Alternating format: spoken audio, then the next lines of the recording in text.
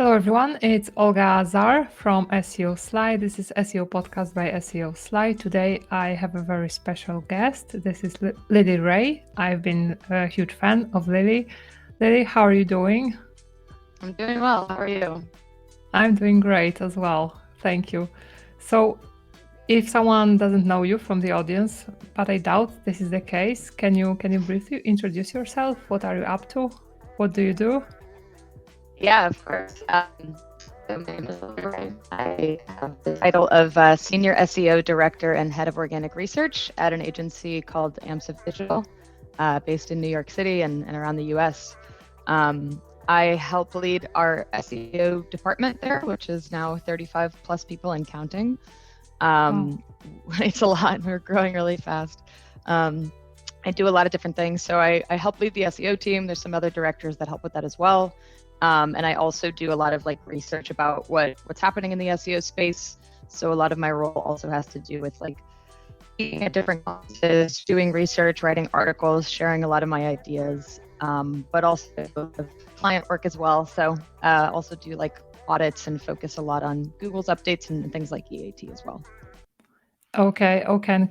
Can you briefly tell me what were your beginnings in SEO? What year you started? How did this entire story started for you? Yeah, I've actually been doing SEO as my profession for pretty much my entire adult life. Uh-huh.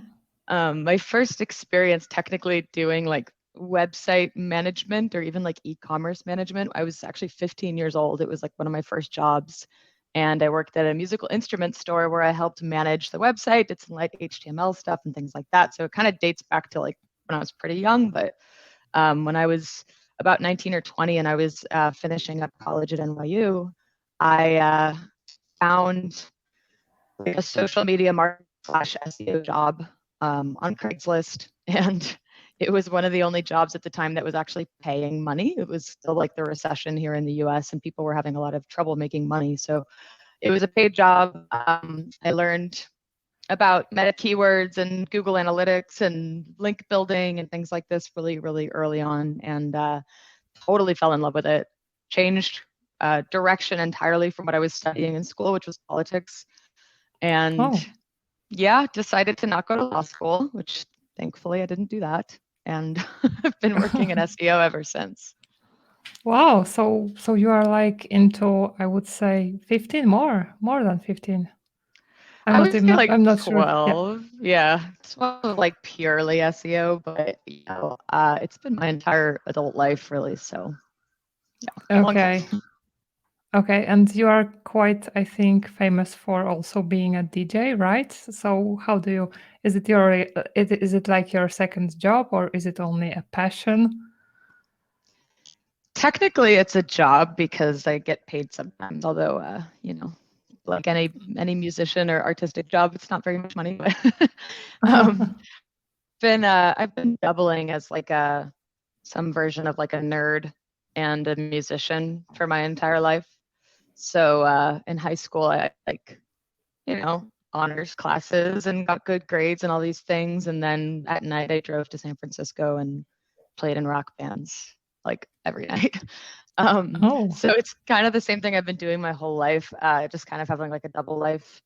The DJing thing for sure, my favorite creative outlet, musical outlet right now. And I do it pretty frequently. So probably these days it's kind of once a week on average that I'll play somewhere or oh. do live stream or something. But it's been really awesome to continue having a double life. Yeah, and I think there is also the sporty side of you, right? Yeah, that's another thing I try to fit in there. um, Try to work out as much and go biking and things like that because it's it kind of fuels everything else. I know you run as well and do a lot of Yeah. exercise. It's it definitely helps you stay healthy and productive and happy. And I can't say enough about the benefits of being fit, having a good fitness routine. Yeah, so what exactly do you do? Because because I don't think I got it entirely. So you do biking, right? And what else? Yeah, I've been doing mostly group fitness classes for 10 years. So Uh-huh. A lot of spinning. I actually got spin certified at one point. A lot of cycling. I bike all over New York City. I bike whenever I travel, pretty much everywhere. And Oh, lately, Barry's Boot Camp is my favorite obsession. So that's a gym, group fitness gym that you can find in many cities around the world. And it's treadmill and calisthenics, and it's very, very hard, but very effective. oh, I haven't heard about this yet. Oh, you Yeah. should try it. It's the best. Uh-huh. I may try it one day, sure. Okay, so what's your, I think I know the answer to that question, but what's your favorite thing in SEO? Is it EAT, Google algorithms? Am I correct? Yeah, I guess so. I think it's funny because, like, I guess people know me and a lot of what I talk about, but like, I've been doing SEO for such a long time that like that those concepts even really exist for most of my SEO career. You know, like I used to do a lot of e-commerce. I used to do Amazon SEO, retail, CPG, so many things. Site migration. I was much more focused on technical SEO several years ago. So I've Oh, done a lot of things, but I think the whole EAT and algorithm updates thing is definitely the most interesting side of SEO for me right now because it's not it's not easy to understand or quantify, yeah. you know? Like it's not core web vitals where it's just a checklist. It's like it requires a lot of critical thinking. Yeah, yeah, definitely. So if you were to if you were to say how how do a search how do Google how does Google or how do other search engines determine the website's EAT? What would you say? Yeah, it's a hard one, right? Because they don't give us too much information. Like most of the information you can get comes directly from the search quality guidelines, which it's 160 pages, so there's a lot in there. And if you read it carefully, I think it gives a lot of clues about what Google at least thinks is good and bad EAT. But of course, this is a huge debate in the SEO space. So, you know, it's never like something super simple, you know, like putting an author bio. Yes, of course. Everyone always thinks that author bios are synonymous with Uh-huh. good EAT. It's not the only thing that matters. Uh, So I what think are in my some other opinion, things?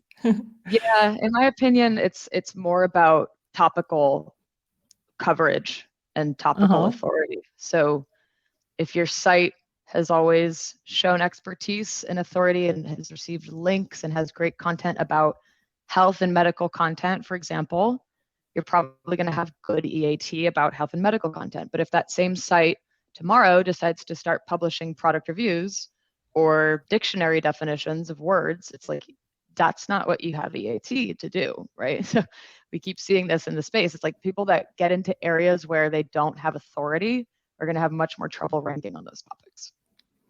Yeah, but I believe at some point, all those, for example, news websites started to, for example, create affiliate sections of their sites where they started to review like crazy different types of products because they had those sites had have like a huge EAT. So they were kind of, I would say, able to use their EAT for different benefits, like for affiliate stuff, right? Yeah, it's a very good question, and it's the biggest observation that I think I've had this year, 2022, is that Google knows that. You know, Google knows not only news and publisher sites, but so many different types of sites have entered into the product review space, the affiliate space, for obvious reasons. You know, it's harder and harder to make money from organic search, so people have to explore these different monetization strategies. But we've had 5 product review updates in 2 years. We've had core updates that seem to be making it harder for affiliate sites to come. And so, yes, everyone's trying it, but Google's getting more and more strict, and it's becoming a much more competitive landscape. Yeah, sure. And like recently, like last week, I think ChatGPT started to become more visible. People are at the moment I'm recording this using it like crazy. And what are your thoughts on that regarding EAT? Because like everyone now can create they could create some content with EAT, but now it became even better because it looks like this content is at least I was having a lot of conversations about EAT with ChatGPT, And it really produces some nice insights. So Yeah. what are Yeah. your thoughts on how we'll be dealing with Yeah. that? It's definitely the hottest topic in the SEO space right now, and it's for obvious reasons. It's like it's incredible. It's just absolutely mind-boggling what these tools can come up with.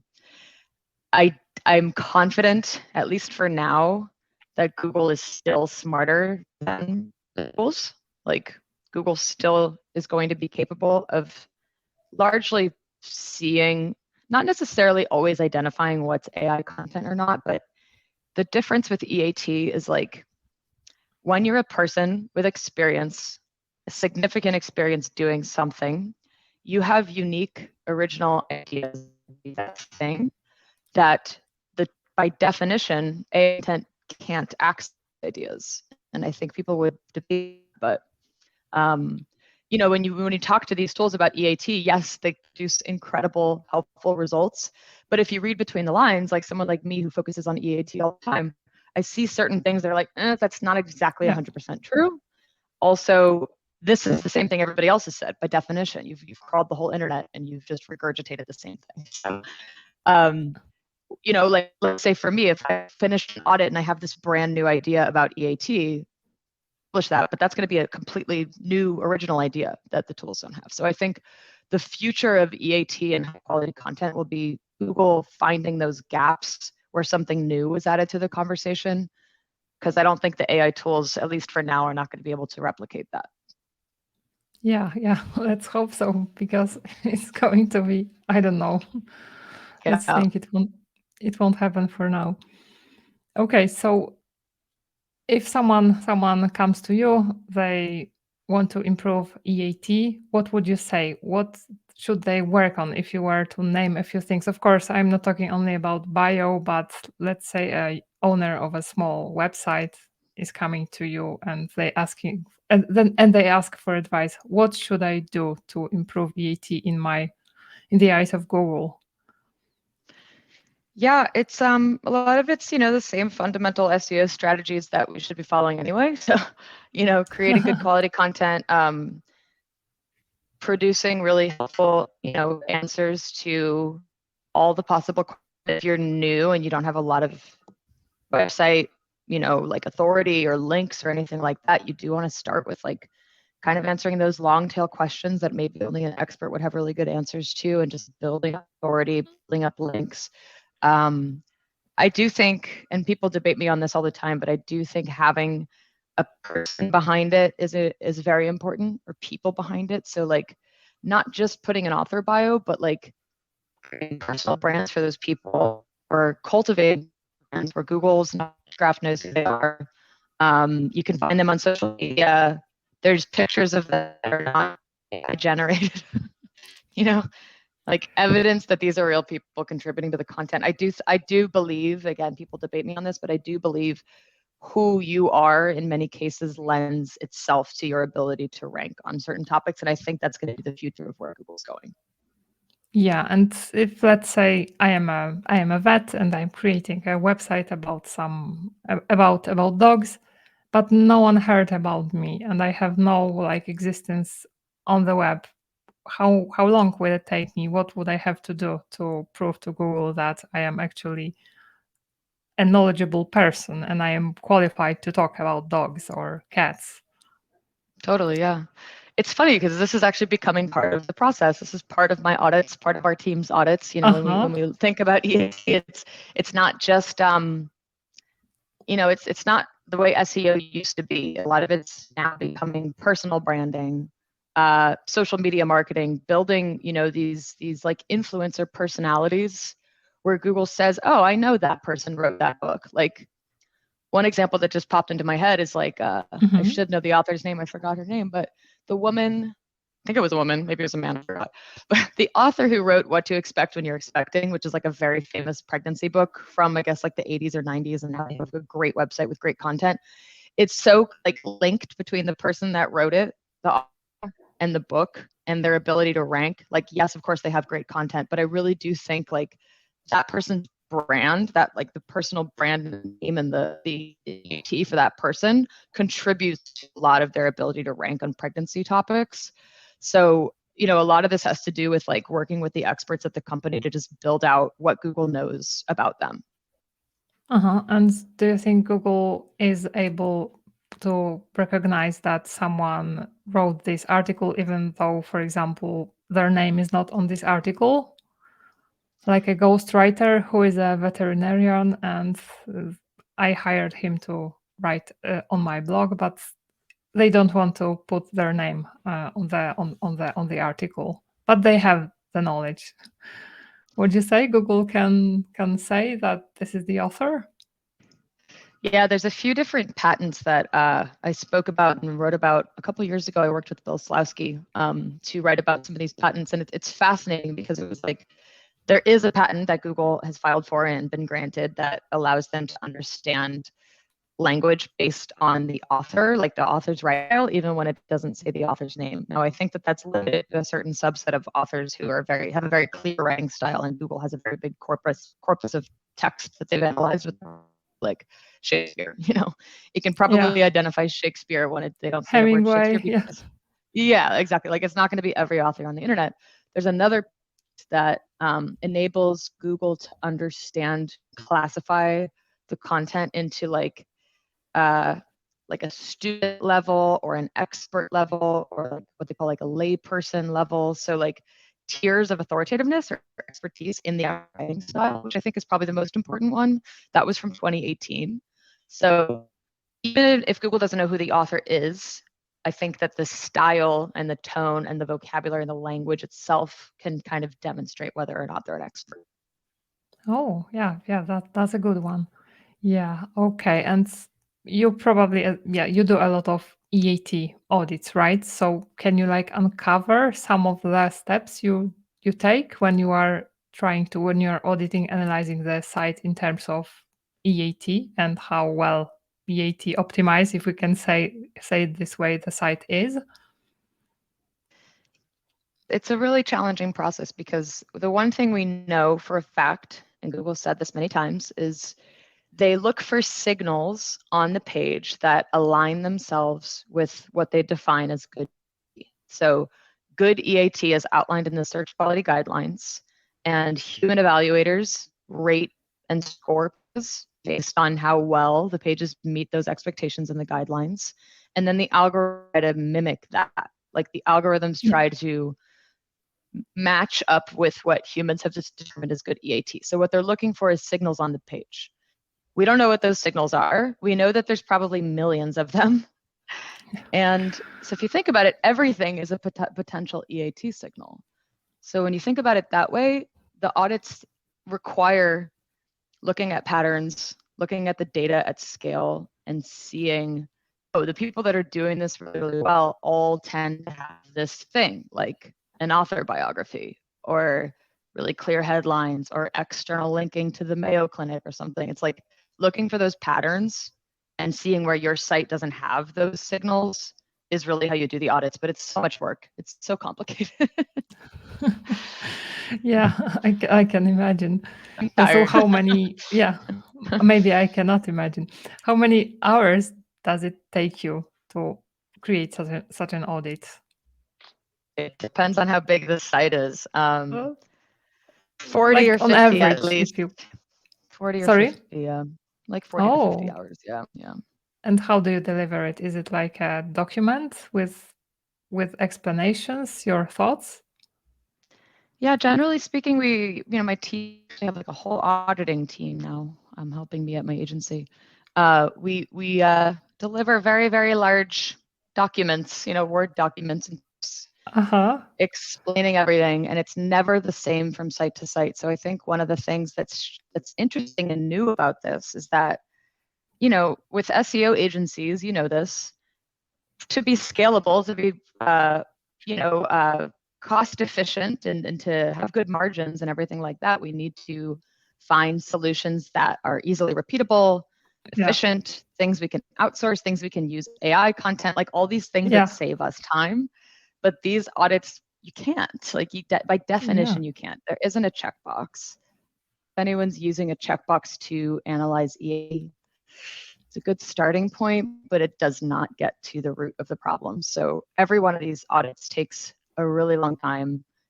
You know, we end up with a really big document that's fully custom from site to site, and then we usually have lots of different like charts, spreadsheets, and exports that we send the clients as well.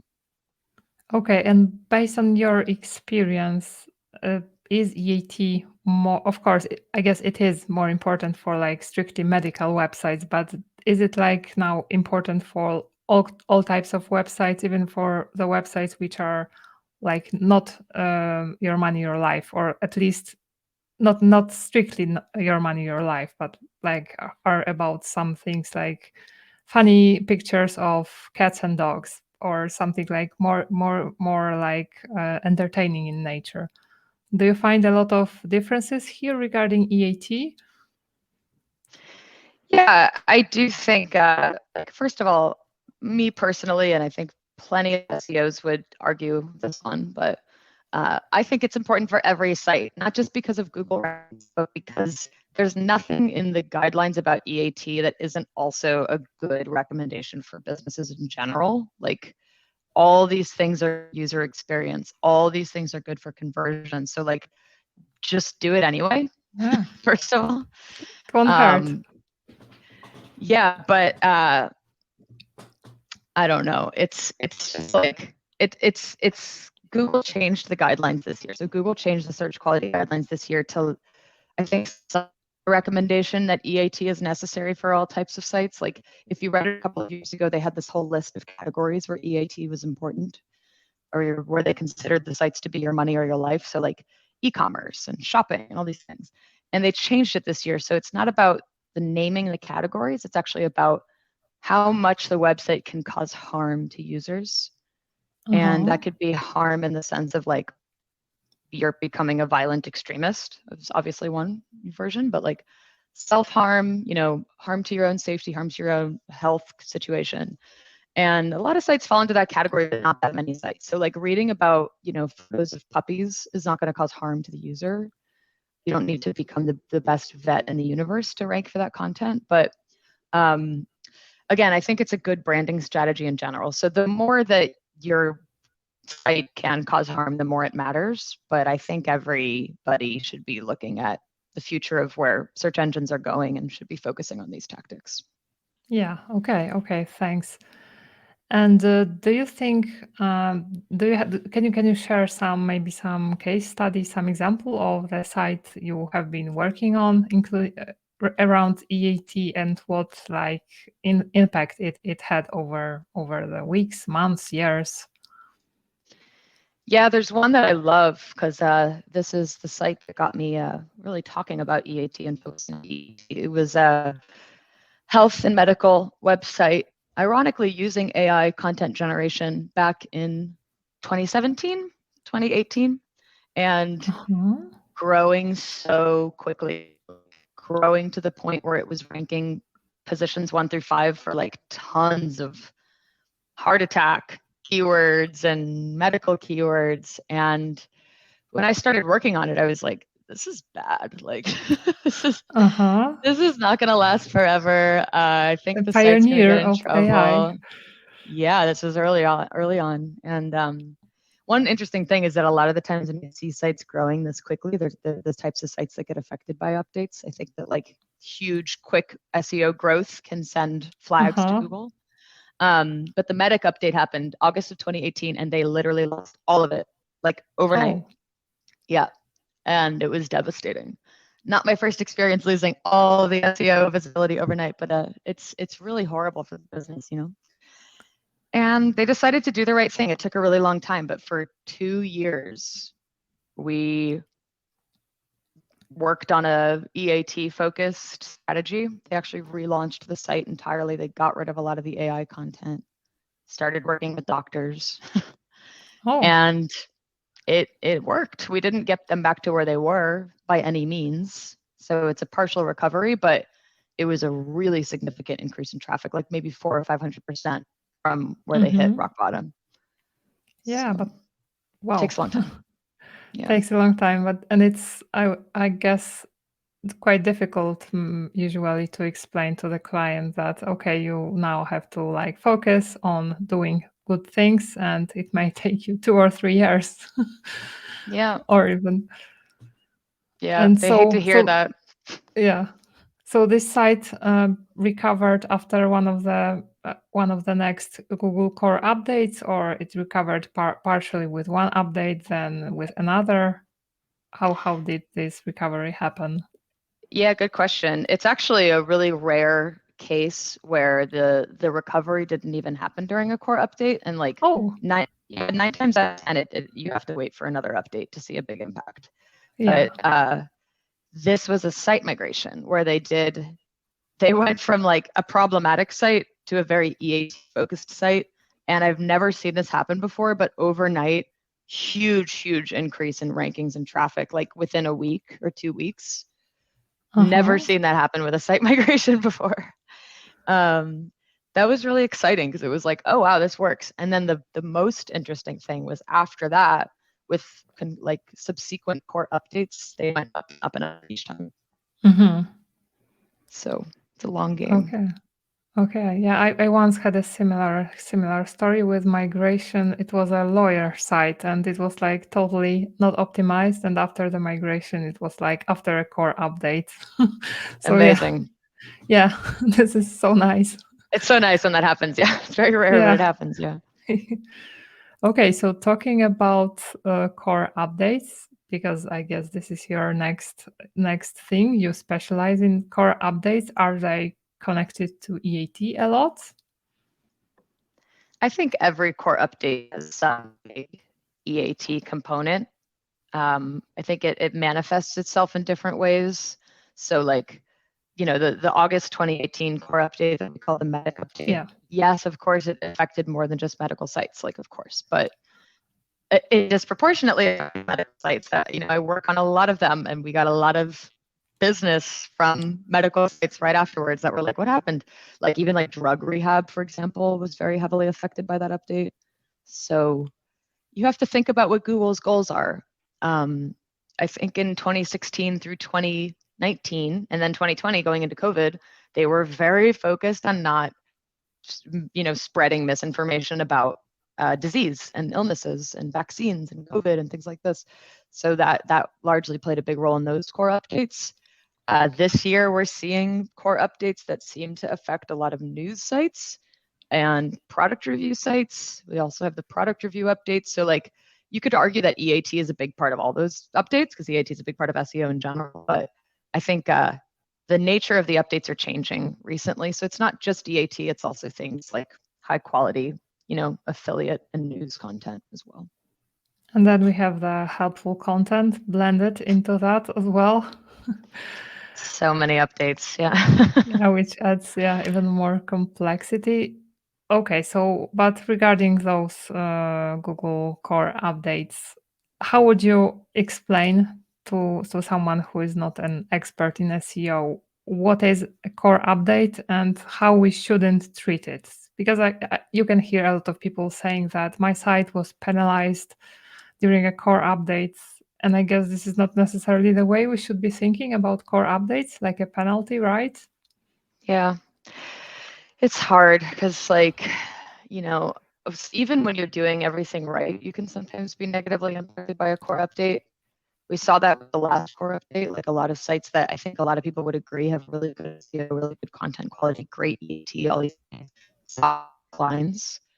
And a lot of the time, it's like if Google's just changing the landscape or it's changing its understanding of intent, or maybe the pandemic is really bad and they have to show the CDC and the Mayo Clinic and the New York Times and other very trusted sites, even though you're doing everything right, if you're not the Mayo Clinic or the FDA or the CDC, you're not going to rank. So it's like it's not always a reflection of your SEO, and it's hard for companies to realize that. But it's still important to try to get an understanding of what happened. If you lost rankings, at the very least, you should look at who's ranking now. Sometimes it's going to be your competitor and sometimes it's not. And when it's not, it's very hard to compete with core updates because they're just like relevancy shifts in many cases.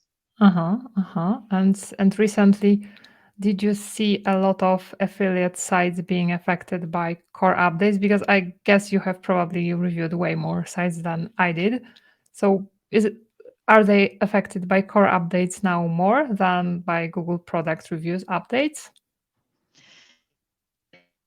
Finish our audit first. It has news content and product review content, and the site is largely a product review site. And September 21st, 2022 was a day when the core update and the product review update were rolling out at the exact same time, and they ended on September 26th, both updates.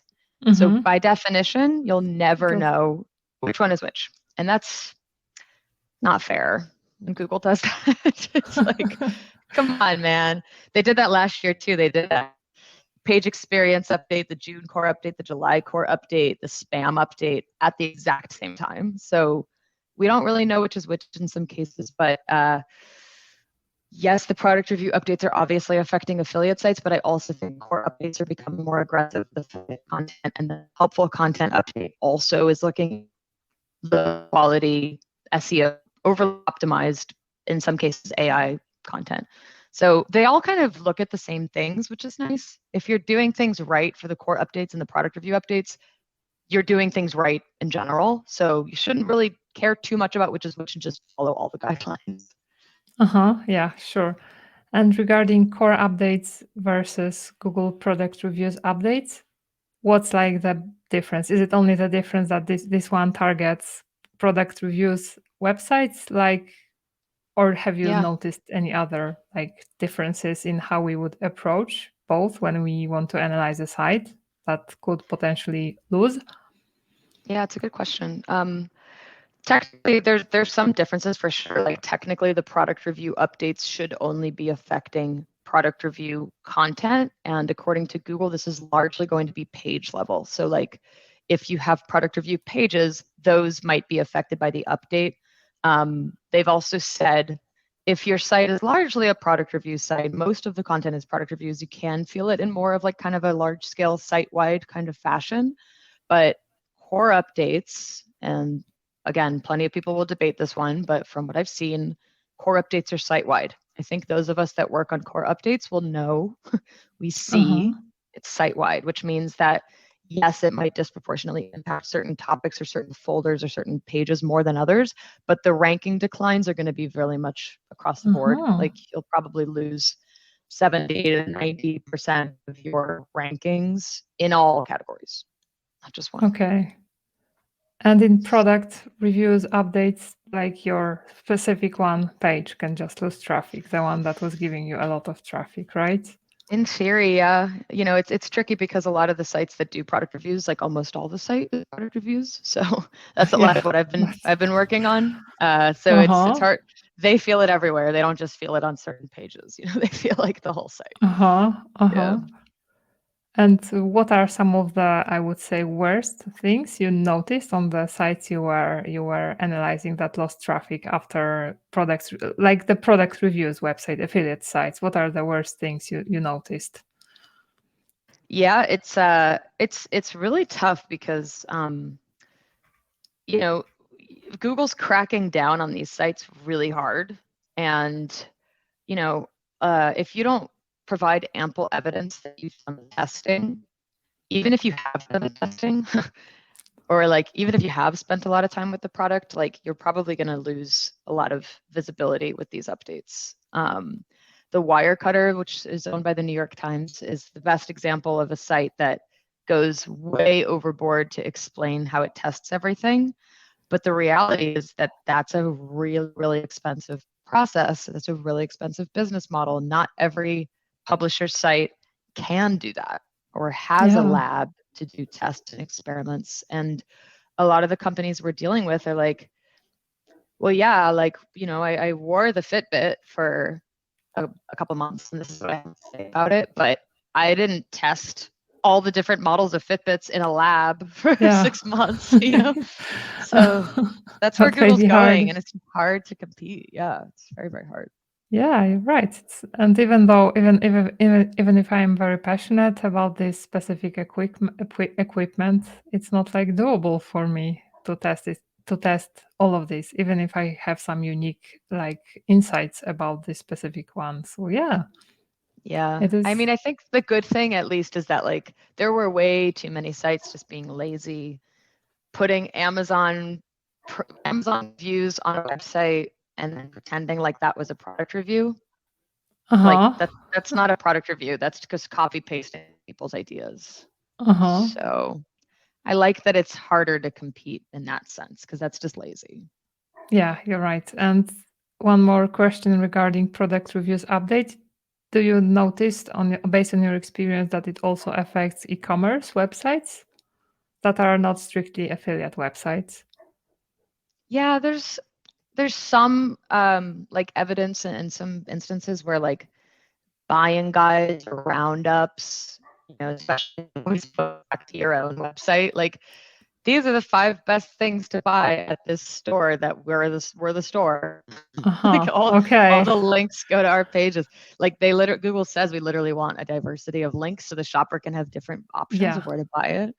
That's tricky, but actually I think a lot of e-commerce sites have benefited from the product review updates because like Amazon, Best Buy, Target, eBay, Etsy, a lot of the sites where you can buy the products sometimes earn rankings when product review sites go down. So like the Uh-huh. December 2021 product review update, I think it was like Amazon, Walmart, Best Buy, Target saw huge increases in rankings. And I think it's because a lot less product review content was ranking in the top results. Okay. Okay. And how do you like analyze those patterns? What tools do you use? How are you able to say that those types of sites like benefited from this update? What's your Yeah, process good for that? good question. It is the most painstaking, tedious, difficult, annoying work. If somebody can Uh-huh. automate this, and I can, looking manually at the SERP before and after for a certain Uh-huh. keyword. I've been using Systrix for this. Historically, Systrix is the only tool that I know about that has this data. Ahrefs just launched their own version of it, which is a game changer.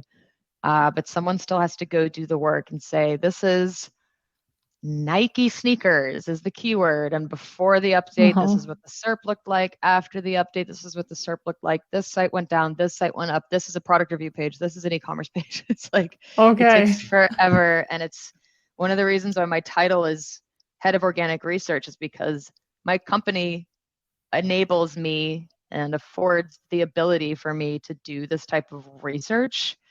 Most companies can't and don't. And so I feel very lucky that I work at an agency that supports me doing this type of work because sometimes I spend all day just trying to figure out what happened. And it's Uh-huh. like, that's not necessarily servicing clients, but that's looking for patterns that will help us inform better strategies for our clients going Yeah. forward. And hardly anyone has time and possibility to do that. And this is like, I Yeah. would say, extremely valuable thing to do. And Yeah. yeah. I think so too. Okay, so what does your normal day look like? Tell me about this. It depends on the day and the week and the month. I have a lot of different roles and responsibilities. Mm-hmm. I think people probably imagine that I like am one of these talking heads that just goes and speaks at conferences all the time without doing Mm-hmm. the work, which I get because I speak a lot. But that's actually not true at all. I, uh, I have a lot of jobs. Every morning, my team and I meet for about 20 or 30 minutes every day on Zoom, and all 35 of us share ideas. We read articles together. We talk about our clients. We show new tool demos, talk to Oh. different people in the industry about different topics. Like I have all these amazing friends in the industry that join these meetings and just share ideas with us, like AI content, link building, and Google News, and all these things. We Mm-hmm. learn a lot together. Um, I have various clients that I work on, whether it's supporting our team with strategy, joining client calls, doing a lot of pitches with new clients, doing audits. I've been doing a lot more audits lately, where that's literally me just digging through data and writing research and reports all day. Depends on the day and the week and the month, but I do have a lot of speaking engagement lined up for next year, so I'll be doing a lot of traveling and speaking as well. Mm-hmm. So what are some of the destinations you will be visiting? Yeah. Yeah, it's I mean it's a dream because I love travel, so it's so cool that, SEO enables a lifestyle like this. It's really, really cool. Let's see. I'm going to SMX Munich. I'll be keynoting in Munich, Germany. Um, Spain. SEO on the beach in Oh, Murcia, Spain. Uh, London, there's an e-commerce event called Resignal that's in March. I actually just confirmed that I'll be doing the Chiang Mai conference in Thailand in November. oh. It's just figuring out how to get from New York to Thailand. It's 24-hour trip. Um, yeah, it's a lot. It's a whole year full of travel. I also do want to keep doing some talks in Spanish because that's really been a beautiful thing to share knowledge with the Spanish speaking SEO Uh-huh. community as well. So So, probably something there, yeah. are you very proficient at Spanish? Yeah, it Like depends, normal? depends on the day. Yeah, I am. I think I'm a 60 to 70% fluent and Uh-huh. understand probably 90%. Oh, So that's nice. So, yeah, it's yeah, pretty cool. There's a lot of Spanish speaking. yeah, that's nice. So you are comfortable talking to Aleida Solis, right? Yeah, we've done some talks together in Spanish. We did a really cool panel earlier this year in Madrid, where we spoke with Claudio Cabrera and MJ Cachon, two other SEOs, in Spanish publicly. It was my first time doing like an actual answering questions and things in Spanish. It Uh-huh. was very rewarding, very, very fun in Spain. Yeah. Yeah, that's great. Okay, so how do you stay up to date with SEO? Is it like Twitter?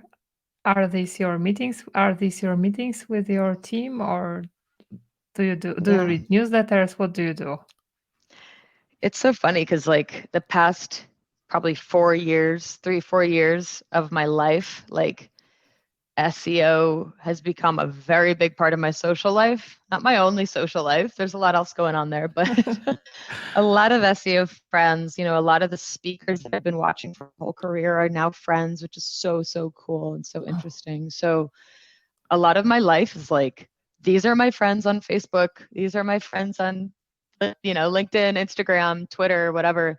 And just because of that and Slack, different Slack groups and everything, it's like, it's just part of my life and what I see and what gets shared in my social media all the time. So that's just a big, even on weekends, I'm reading SEO stuff because it's in my feed. Yeah, That's a big me part. But too. Twitter, yeah, I mean, I'm sure it's the same for you, right? It's like Twitter, Slack, and then, yeah, my team as well. Uh-huh. And coming back to your how many hours per week can you say do you work? So you work over weekends? You at least do some analysis, right? Some reading. Yeah, there's like this is a whole hot topic as well, right? Like work-life balance. Uh huh. I ebb and flow, sometimes things are kind of slow and I'm just like, maybe there's no updates and it's like, I don't have to work as much. I can chill a little bit, do some light Uh research. huh. And that's a more normal work week, probably 45 hours of work, which I think sounds like a lot in some places around the world, but it's not a lot in New York. Um, Uh huh. Other weeks, like the past 2 weeks, 60, 70 hours, including Oh. weekends and nights. Yeah, because there's deadlines, there's the end of the year, there's all these things. So it changes. But probably 45 to 50 hours is my Uh average huh. work week. Yeah. Uh huh. Okay. Can you recommend some SEO book, some SEO resource you have recently read, or maybe not recently, something you can recommend that other SEOs should use, read? Yeah, I struggle with the books. I think there's a lot of fantastic SEO books out there, but my problem with them and the problem with books, the nature of books in general, is that by the time you're reading it, it's already out of date.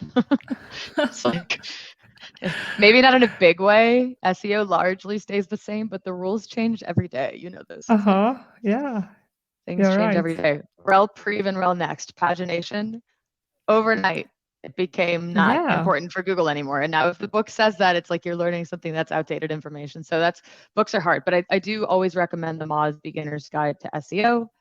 Aleda has a wonderful resource called learningseo.io that's always updated.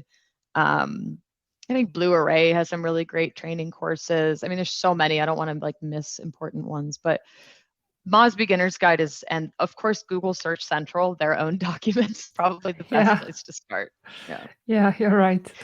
And talking about 2023, what do you think is the area of SEO we should be focusing on and we aren't focusing on right now enough? Yeah. I think it's too many people continue to look for these simple explanations for things that are not so simple anymore. Too many people look for shortcuts, like, oh, if I just tweak this one thing, it's going to result in this great SEO traffic, increase or ranking increase. And it's like, yeah, sometimes you'll see a short-term boost in rankings and traffic, but if you're doing a lot of things, like a lot of small tactics, especially ones that could be kind of seen as spammy, not very trustworthy, that's what gets you in trouble during core updates. And then you get a lot of sites coming to companies like mine, like, we don't understand. We've been doing everything right. And like, no, you were doing a lot of small things that don't look very trustworthy and you were getting away with it for a long time and then you got in trouble. Like, that's what actually happened. So you always have to be careful, even if you see a short-term gain because of a small tactic that you found that Google hasn't caught on to yet. Just be careful about the long term because your site can get in trouble. Yeah, that's a great piece of advice. And for someone who is just starting out, what would your advice be? Read Google's documents. Don't trust everything you read on the internet. Believe it Yeah. or not, Google's not always great at ranking good content about SEO. Like, Yeah. I'll give you an example. Helpful content update. Myself and some other SEOs wrote what I believe are very comprehensive, very helpful articles about the updates based 100% in what Google's communications said about them. Mm-hmm. We don't rank at all. We don't. It's kind of like a mystery. It's like, what happened to our pages? Why don't they rank? People that I guess wrote about it more recently get to rank, and a lot of the times you read the language, and it's like, that's not how it works. That's not correct. Uh-huh. So sometimes Google looks at factors that are not 100% content accuracy, but Yeah. if you read directly what Google says about certain things, you're not going to be led astray because that's directly from the source. Yeah, I can totally relate to that. I have a few guides which I think I don't want to say that I am the best, but are Yeah. better than what's already ranking because the things that are ranking are a few years old, haven't been Totally. updated. And yeah, I am nowhere to be seen for some of them. There's so many factors at play. It's like sometimes they have more links or something, and it's like, it's Yeah. very frustrating when that happens. Yeah. But I noticed, for example, on Bing, I am like number one for them, for those spots. So it looks like Bing, at least in those cases, is looking more at my content than those I other. wish Bing had a bigger market share than it does. Yeah. I wish Microsoft cared more about Bing because it would be really nice to have a diversity of search engines. I think that'd be Yeah. great for SEOs. Yeah. Yeah, sure. Okay, and the last question: who would you recommend we should be following? Who we may not be following yet? What are some SEOs Oh that my goodness. are in So your radar many. right now? I mean, Data Chaz, what's his actual name? I should know this. I think it's Chaz. Uh-huh. His stuff is brilliant. He's been posting a really amazing technical advice, like especially with like the AI content and everything. I Uh-huh. have been saying Crystal Carter over and over. She's just amazing. I love the things she talks about. Yeah. Mark Williams Cook, who does people also ask.com. He has really amazing content. There's an SEO on LinkedIn that does really good stuff. I think his name's Daniel Foley Carter or something. Uh-huh. Patrick Stocks is amazing. Roxana Stingu is amazing. Tori Gray. So many. I mean, you're amazing. Like, the list Thanks. goes on and on. You're amazing. Thank you. Kevin Indig. Oh my goodness. I don't want to leave anybody out, but Yeah, that's too so many many people. brilliant SEOs. And Aleda, of course. Yeah. Yeah. Always follow Aleda. Yeah, sure. Okay, so where can people find you? Are you still on LinkedIn, on Twitter, or have you moved to Mastodon? I post on both of the platforms. Uh-huh. Watching Twitter's like collapse right now is pretty terrible. It's Uh-huh. it's been such an amazing social platform for the past few Yeah. years. It's like that's my favorite one. Maybe it's showing my age, but like Twitter's the best. It's not Instagram. It's not like pictures of us wearing bathing suits. It's Yeah. like just our ideas and our thoughts, and it's really frustrating to see it potentially go away. But yeah, I'm on LinkedIn, I'm on Instagram, I'm on Mastodon, and I have my own website, Facebook, you name it. I'm on all of them. Okay. Okay. So Lily, thank you so much for spending this almost entire hour with me. I learned a ton. And I You're very think welcome. I think the audience learned a ton too. So thank you once again, and thanks everyone, and see you in the next episode. Bye bye. Bye. Thanks.